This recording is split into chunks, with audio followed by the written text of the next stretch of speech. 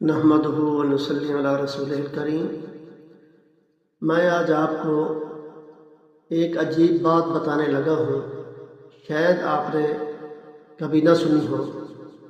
وہ یہ ہے کہ وہ خوش نصیب صحابی جنہیں سجدہ کرنے کے لیے عرش اور کرسی سے بھی افضل جگہ ملی ہے۔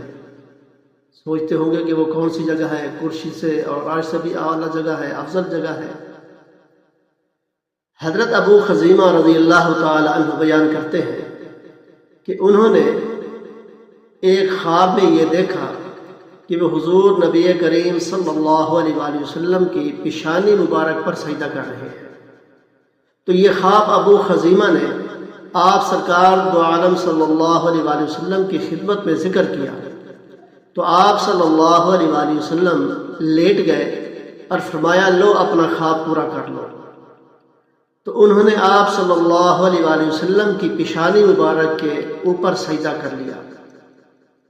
تو یہ جو ہے کتنے خوش قسمت ہیں وہ صحابی۔